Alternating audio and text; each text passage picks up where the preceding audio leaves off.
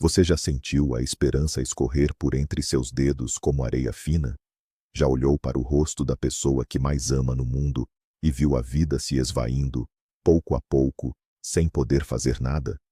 Esta é uma história sobre o momento em que o desespero encontra um milagre sussurrado, sobre uma descoberta chocante que acontece nos corredores frios de um hospital, provando que, às vezes, o destino escreve suas linhas mais importantes quando achamos que o livro já chegou ao fim.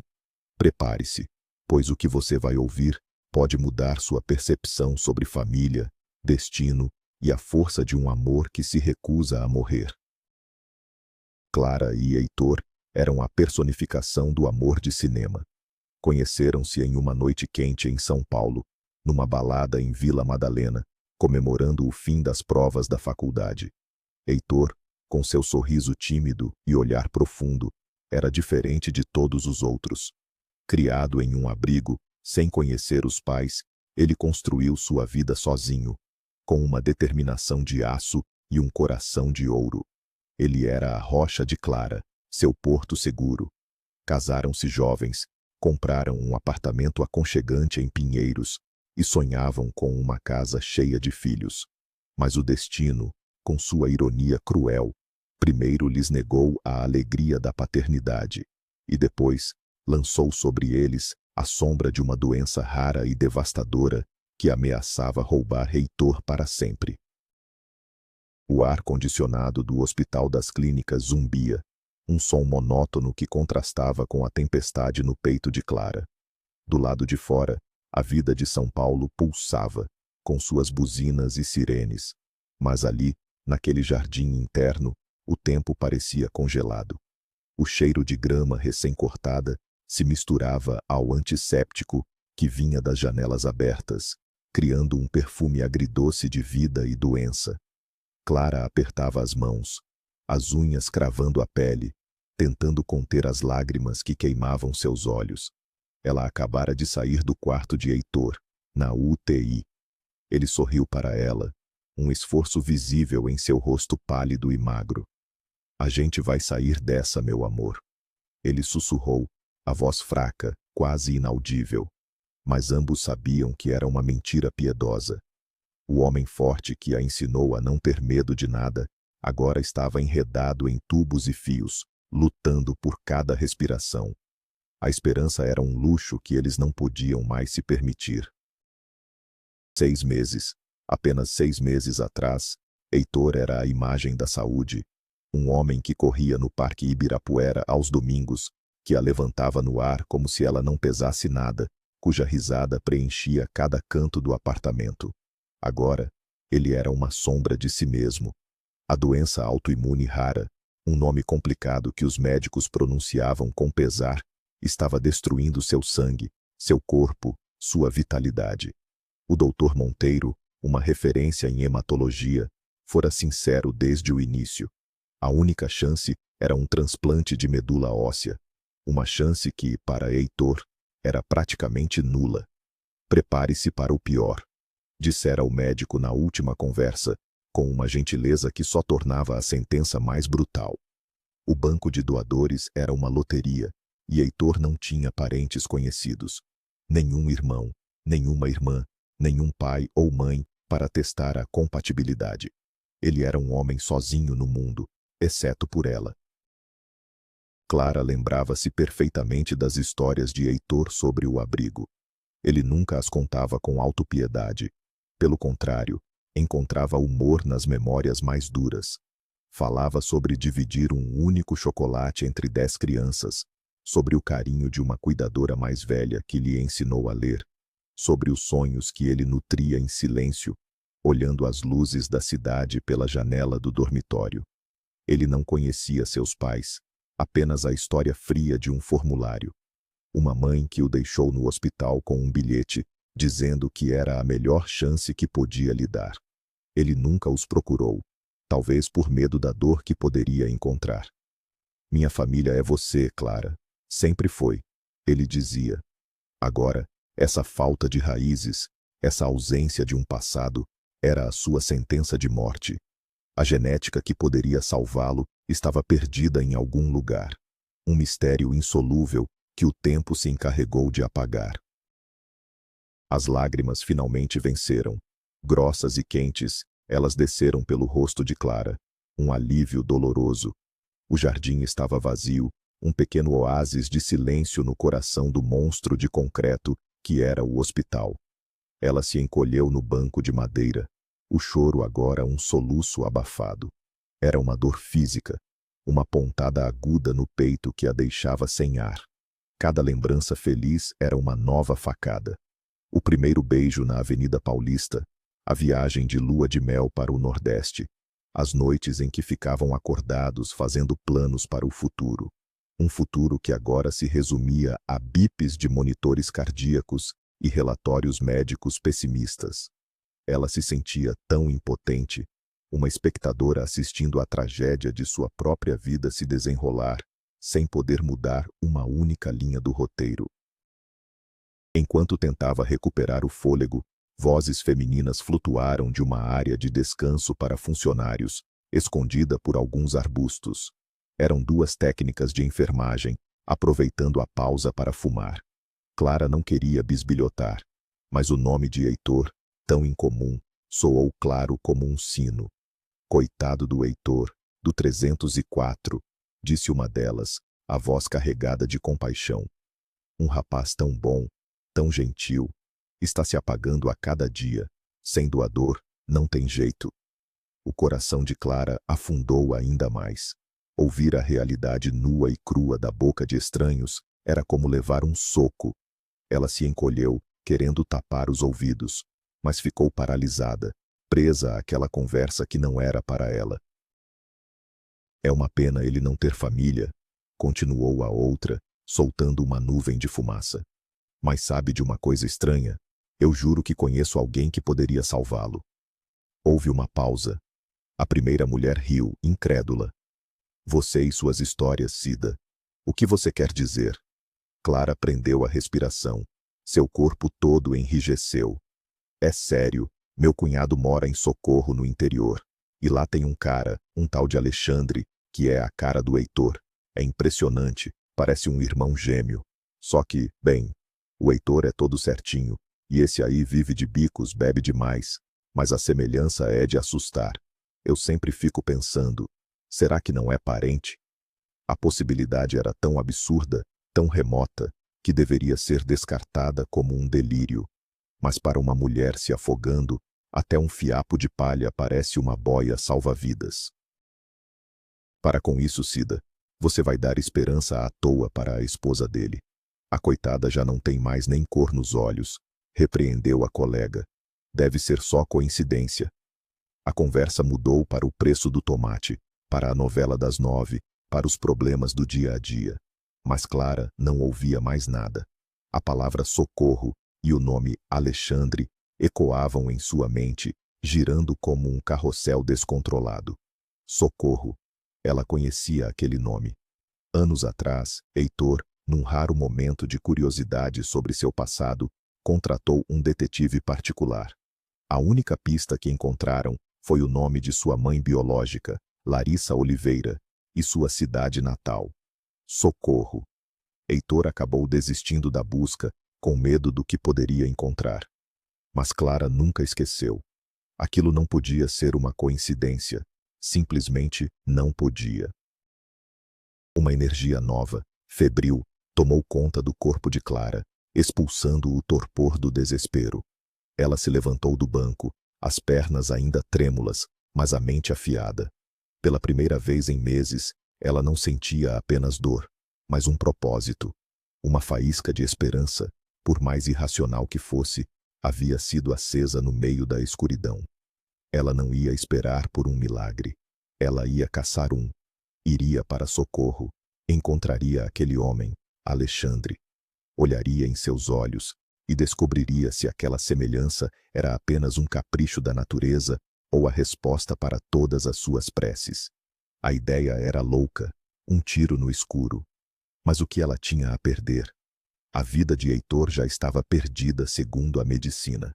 Agora, ela iria apostar tudo na mais improvável das chances. Naquela noite, o sono não veio. Em vez de chorar no lado vazio da cama, Clara passou horas em frente ao notebook. Pesquisou sobre Socorro, uma pequena cidade turística conhecida por suas cachoeiras e esportes de aventura. Olhou mapas, rotas de ônibus, pequenas pousadas. A cada clique, a cidade se tornava mais real, mais palpável. Ela abriu a pasta de fotos de Heitor, selecionando as mais nítidas, as de antes da doença, quando seu rosto era cheio e seu sorriso radiante. Olhando para aquelas imagens, a semelhança descrita pela enfermeira parecia cada vez mais plausível. E se a mãe de Heitor tivesse tido outro filho, um filho que ficou para trás, naquela cidade pequena, enquanto Heitor era abandonado em São Paulo? A narrativa começou a se formar em sua cabeça, um roteiro frágil, mas que a impulsionava a agir. No dia seguinte, ela mentiu para Heitor. Odiava fazer isso, mas não podia sobrecarregá-lo com uma esperança tão frágil que poderia se despedaçar a qualquer momento. Vou passar uns dias na casa dos meus pais no litoral. Preciso respirar um pouco de ar puro, disse ela, forçando um sorriso enquanto segurava sua mão fria. Heitor, mesmo fraco, era perceptivo. Você está diferente, Clara. Seus olhos estão brilhando. O que você está aprontando? Ela se inclinou e o beijou na testa. Tive um sonho bom. Sonhei que estávamos viajando de novo, e você estava curado. Ele sorriu, um brilho de genuína felicidade em seu olhar cansado. Então vai se realizar. Seus sonhos sempre se realizam. Aquelas palavras foram como uma bênção e uma faca. Ela saiu do hospital com o coração pesado pela mentira, mas com a alma leve pela missão que tinha pela frente. A viagem de ônibus para Socorro foi longa e silenciosa, enquanto a paisagem urbana de São Paulo dava lugar a pastos verdes e pequenas colinas. Clara repassava o plano em sua mente. Como abordar um completo estranho? Olá, meu marido está morrendo, e acho que você pode ser o irmão perdido dele. A frase soava ridícula, coisa de novela. Ela precisava ser cuidadosa, sutil. Talvez começasse perguntando por informações, mostrando a foto de Heitor como se procurasse um amigo perdido. A cada quilômetro, a ansiedade crescia. E se a enfermeira estivesse errada? E se o homem não existisse, ou a semelhança fosse apenas uma ilusão? Ela estava apostando a última ficha de sua sanidade em um boato de corredor de hospital. A solidão da estrada parecia um espelho de sua própria jornada. Um caminho incerto rumo a um destino desconhecido. Socorro era uma cidade charmosa, com ruas de paralelepípedos e casarões antigos. O ar era limpo, o ritmo, tranquilo. Um contraste brutal com a urgência que consumia Clara. Por horas, ela andou sem rumo, mostrando a foto de Heitor em seu celular para comerciantes, para pessoas sentadas nos bancos da praça. As reações eram variadas. Alguns não reconheciam, outros achavam vagamente familiar. A frustração começava a se instalar. O sol do meio-dia castigava. Ela se sentia uma intrusa, uma louca com uma foto na mão, caçando um fantasma. Quando estava prestes a desistir e se sentar em um café para repensar sua estratégia, um senhorzinho de chapéu de palha, que a observava de longe, se aproximou. A moça parece perdida, procurando alguém.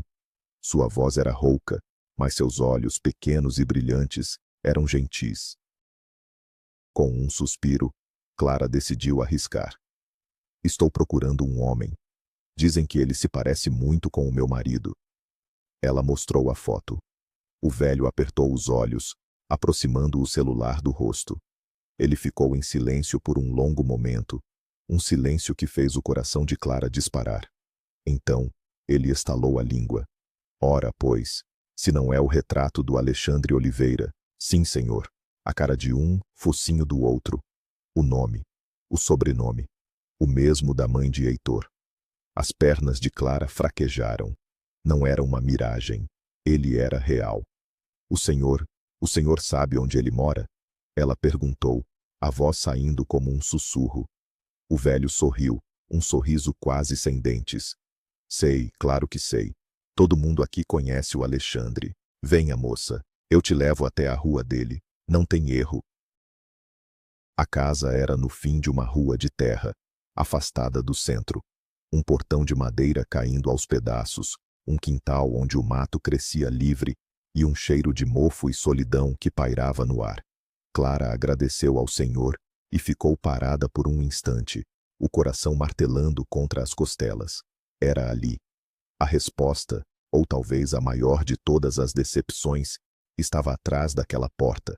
Ela respirou fundo e bateu. Nenhuma resposta. Bateu de novo, mais forte. Ouviu o som de uma TV ligada lá dentro. Finalmente, a porta se abriu com um rangido. E o mundo de Clara parou.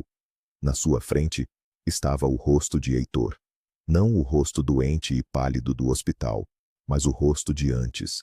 Os mesmos olhos verdes, a mesma linha do maxilar, o mesmo cabelo castanho e rebelde. Era ele, mas não era. Este homem tinha a pele castigada pelo sol, olheiras profundas e um olhar cansado, desconfiado. Pois não? Ele disse, a voz grave, arrastada. O cheiro de cachaça e cigarro escapou pela porta. Ele vestia uma camiseta desbotada e uma bermuda surrada. Clara ficou sem palavras, apenas olhando, comparando cada traço com o rosto gravado em sua memória e em seu coração. A semelhança era tão profunda que chegava a ser perturbadora. Era como ver um reflexo distorcido de seu marido em um espelho quebrado. Quem é você? É da assistência social? Ele insistiu, a paciência se esgotando. Clara finalmente encontrou a voz. Meu nome é Clara. Eu preciso muito falar com você. É sobre a sua família, sobre um irmão que talvez você não saiba que tem. Alexandre a encarou, uma mistura de curiosidade e irritação em seus olhos. Então, ele deu de ombros. Entra aí, mas já vou avisando que não tenho dinheiro. A casa por dentro era escura e desarrumada. Móveis velhos, poeira por toda parte. Na cozinha, sobre uma mesa de fórmica, uma garrafa de cachaça pela metade e um prato com restos de comida. Apesar da bagunça, o homem lhe ofereceu a única cadeira que parecia limpa e se sentou em um caixote de madeira. Clara, com as mãos trêmulas, pegou o celular. Antes de eu explicar, por favor, olhe isso. Ela mostrou a foto de Heitor. Alexandre pegou o aparelho, o senho franzido. Ele olhou para a foto, depois para Clara, depois para a foto novamente. Seu rosto, antes uma máscara de indiferença, se transformou. A boca se abriu ligeiramente, os olhos se arregalaram. Ele não disse nada, mas Clara viu o choque, o reconhecimento de algo que ele não conseguia explicar. Ele estava olhando para seu próprio rosto em outra vida, em outro mundo. Quem é esse cara? Ele finalmente perguntou, a voz rouca. Clara respirou fundo e começou a contar. Falou sobre Heitor, sobre a doença, sobre o abrigo, sobre a mãe chamada Larissa Oliveira. A cada palavra, o rosto de Alexandre se fechava mais, como se ele estivesse construindo um muro ao redor de si mesmo. Ele ouviu tudo em silêncio, o olhar fixo em um ponto qualquer da parede suja. Quando ela terminou, a cozinha estava mergulhada em um silêncio pesado, quebrado apenas pelo zumbido de uma mosca. Clara esperou, o coração na mão. A reação dele decidiria tudo. Ele poderia rir, mandá-la embora, chamá-la de louca. Mas ele não fez nada disso. Apenas ficou parado, o celular com a foto de Heitor ainda em sua mão, como se pesasse uma tonelada. Larissa. Ele sussurrou o nome, e havia um universo de dor e ressentimento naquela única palavra. Então ela fez mesmo. Ela largou o menino. Ele levantou o olhar para Clara, e pela primeira vez, ela viu algo além da dureza. Viu uma tristeza antiga, profunda. Eu tinha 8 anos. Lembro de tudo. Ela estava grávida de novo. A gente já vivia um em cima do outro. Ela dizia que ia deixar o bebê no hospital. Eu implorei para ela não fazer isso. A voz dele falhou. Eu tinha certeza que ia ser um menino, um irmão. Eu sonhava em ter um irmão, alguém para ficar do meu lado naquela casa, naquele inferno. As peças do quebra-cabeça começaram a se encaixar, formando uma imagem de dor e abandono muito maior do que Clara poderia ter imaginado. Alexandre então contou sua própria história, uma infância marcada pela negligência de uma mãe alcoólatra e por uma sucessão de padrastos. Ele era o único homem entre várias irmãs, responsável por cuidar das mais novas. Ele falou de uma irmãzinha, Lina, que tinha problemas de desenvolvimento e de quem ele cuidava com um amor feroz. Contou sobre o dia em que a mãe, bêbada, deixou o portão aberto.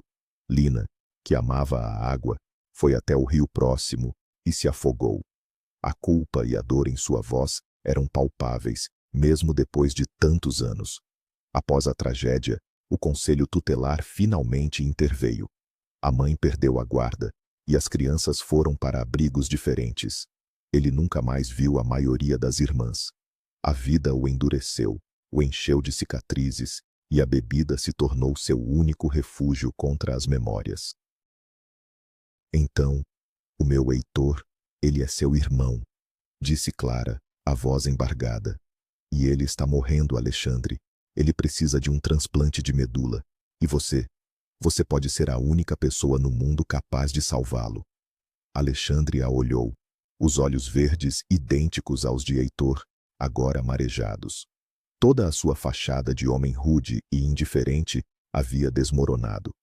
Na sua frente estava apenas um homem quebrado, confrontado com o fantasma de um irmão que ele sonhou ter por toda a vida.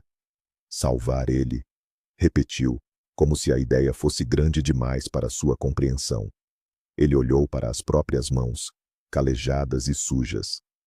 Uma vida inteira eu sonhei em te encontrar, moleque. Ele disse para o nada, ou talvez para a foto no celular.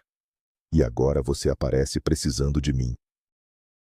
Nesse momento, uma menina de uns 8 anos entrou correndo na cozinha, cabelos castanhos, olhos vivos e um sorriso que iluminou o ambiente sombrio. Tio, voltei, ela disse, parando ao ver Clara. Quem é ela? Alexandre se virou para a menina e seu rosto se suavizou instantaneamente. Essa é a Clara, Malu. Uma visita. Vai lá para fora brincar mais um pouco, que o tio já vai. A menina olhou curiosa para Clara e saiu. Minha sobrinha, explicou Alexandre. Filha da minha irmã Simone. Ela largou a menina aqui comigo e sumiu no mundo, igualzinha à nossa mãe. Era mais uma camada de tragédia, mas também de responsabilidade. Aquele homem, apesar de seus demônios, cuidava daquela criança. Ele tinha um coração. E Clara sabia, com uma certeza absoluta, que ele iria ajudar. Eu vou, disse Alexandre, a decisão firme em sua voz. Eu não pude salvar a minha irmãzinha, mas talvez eu possa salvar meu irmão. Me diga o que eu preciso fazer. O alívio que inundou Clara foi tão intenso que ela quase desmaiou. As lágrimas que ela segurou por tanto tempo vieram, mas desta vez eram de gratidão. Ela, uma completa estranha, havia entrado na vida daquele homem, revirado seu passado doloroso, e ele não hesitou. Naquele momento, ela não viu o homem desleixado e alcoólatra. Viu apenas a nobreza de um irmão disposto a dar uma parte de si para salvar uma vida que ele nem sabia que existia. Eles combinaram tudo. No dia seguinte, ele pegaria o primeiro ônibus para São Paulo. Ela lhe deu o endereço do hospital e seu telefone. A esperança, antes uma faísca, agora era uma chama viva e forte. No dia seguinte, em frente ao hospital, Clara esperava ansiosamente. E ele veio. Tinha raspado a barba, vestido uma camisa limpa, e embora parecesse deslocado e nervoso na imensidão da cidade grande, ele estava ali. Cumpriu sua palavra. Clara o guiou pelos corredores labirínticos até o laboratório. A coleta de sangue foi rápida. Agora, a parte mais difícil, a espera. 3 dias, 72 horas que se arrastariam como séculos, para saber se a compatibilidade era real. Depois, Clara o levou para ver Heitor. Ela preparou o marido, contou a história incrível, a descoberta, A jornada. Heitor estava fraco, mas seus olhos brilharam com uma luz que Clara não via há muito tempo. Ele estava prestes a conhecer seu irmão. O encontro foi silencioso e carregado de emoção. Clara os deixou a sós. Do lado de fora do quarto, ela podia ver através do vidro. Dois homens, um na cama, frágil, e o outro em pé, forte, mas ambos com o mesmo rosto, os mesmos olhos, compartilhando um passado que nunca viveram juntos. Não precisavam de palavras. A conexão estava ali, no sangue, na semelhança inexplicável, na tragédia compartilhada de uma família desfeita. Era o fim de uma busca que durou uma vida inteira para ambos. Heitor finalmente tinha uma raiz, uma âncora em seu passado, e Alexandre tinha a chance de reparar, de alguma forma, as perdas que o assombraram por tanto tempo. Os 3 dias de espera foram uma tortura. Clara mal comia, mal dormia. Alexandre ficou em um hotel simples perto do hospital, pago pelos pais de Clara. Ele visitava Heitor todos os dias. Eles conversavam por horas, preenchendo as lacunas de 30 anos de separação. Falavam sobre sonhos, sobre medos, sobre a vida que poderiam ter tido. A cada visita, o laço entre eles se fortalecia. Eram dois estranhos se tornando família, diante da possibilidade iminente da morte. A ironia era cruel. Só se encontraram porque um deles estava prestes a partir. Clara rezava, pedia a qualquer força superior que existisse que aquele encontro não fosse apenas um adeus, mas um começo. O telefone tocou na manhã do 3º dia. Era o Dr. Monteiro. Clara atendeu com o coração na boca. Clara, tenho notícias, disse o médico, e a pausa que ele fez foi a mais longa da vida dela. A compatibilidade é de 100%. É um milagre. Vamos preparar seu marido para o transplante imediatamente. Clara caiu de joelhos no chão do corredor do hospital, o telefone ainda na orelha, chorando e rindo ao mesmo tempo. Ela gritou a notícia para Alexandre, que estava ao seu lado. Ele a abraçou, e os dois choraram juntos, um choro de alívio, de alegria, de esperança renascida das cinzas. O milagre que ela foi caçar no interior havia se tornado real. Heitor ia viver. Passaram-se 2 anos. A recuperação de Heitor foi lenta e difícil, mas ele venceu. A cirurgia foi um sucesso.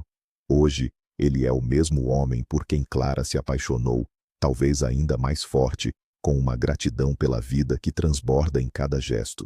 Alexandre também mudou. Com o apoio de Heitor e Clara, ele entrou em um programa de reabilitação e venceu o alcoolismo. Heitor o ajudou a conseguir um emprego na mesma empresa em que trabalhava, em uma função técnica, onde suas habilidades manuais foram valorizadas. Ele vendeu a casa em Socorro e, com a ajuda do irmão, comprou um pequeno apartamento em São Paulo, perto deles. A vida lhe deu uma segunda chance e ele a agarrou com as 2 mãos. E Malu, a mãe dela, Simone, foi contatada. Questionada sobre a filha e sobre a possibilidade de doar medula para o irmão que nunca conheceu, ela foi indiferente. Assinou os papéis abrindo mão da guarda da filha sem pensar 2 vezes. A menina, que durante a recuperação de Heitor passou a morar com ele e Clara, encontrou ali o lar que nunca teve. Eles a amavam como se fosse sua própria filha. Um dia, foi Alexandre quem sugeriu: "Por que vocês não adotam a Malu de vez? Ela já é de vocês. E eu não sou o pai que ela merece."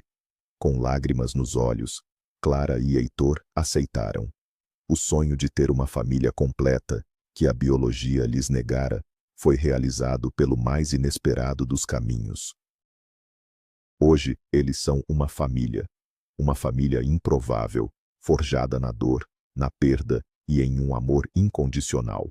Aos domingos, eles se reúnem. Heitor e Alexandre, os irmãos que o destino separou e uma doença reuniu, conversam na varanda. Clara e Malu preparam o almoço, a risada da menina ecoando pela casa. Olhando para eles, Clara sente uma paz profunda. A vida lhes tirou muito, mas lhes devolveu em dobro. Ela encontrou um cunhado que é como um irmão e ganhou a filha que sempre sonhou. E Heitor, seu amado Heitor, não apenas recuperou a vida, mas encontrou as raízes que lhe faltavam. Eles são a prova de que família não é apenas o sangue que corre nas veias, mas os laços que escolhemos construir e nutrir, mesmo nas circunstâncias mais impossíveis. Às vezes, quando a noite cai e a casa está em silêncio, Clara se lembra daquele dia no jardim do hospital. Lembra-se do desespero, da sensação de fim de linha, e pensa nas vozes daquelas duas enfermeiras, um sussurro anônimo que mudou o curso de suas vidas para sempre. Foi sorte? Destino? Intervenção divina? Ela não sabe a resposta. O que ela sabe é que o amor a fez agir, a fez embarcar em uma jornada improvável, e que, no final, o que salva não são apenas os milagres que caem do céu, mas aqueles que temos a coragem de ir buscar. A história deles não é sobre a fragilidade da vida, mas sobre a força invencível dos laços humanos, que podem ser redescobertos e reconstruídos, mesmo à beira do abismo. E assim, a partir da mais profunda escuridão, uma nova família nasceu. Uma família unida, não por convenção, mas por sacrifício, perdão e uma segunda chance. Heitor viveu, Alexandre renasceu, e Clara e Malu encontraram o amor e o pertencimento que tanto buscavam. Eles nos ensinam que, mesmo quando a vida nos separa, os fios invisíveis do destino podem nos reconectar de formas que jamais poderíamos prever. A maior tragédia de suas vidas se tornou a fundação de sua maior felicidade. Obrigado por assistir a esta jornada emocionante. Se esta história tocou seu coração, não se esqueça de deixar o seu like, se inscrever no canal para mais conteúdos como este e compartilhar sua opinião nos comentários. A sua interação é muito importante para nós. E agora, eu pergunto a você: você acredita que o destino já está escrito, ou que nós o construímos com nossas escolhas, mesmo as mais desesperadas?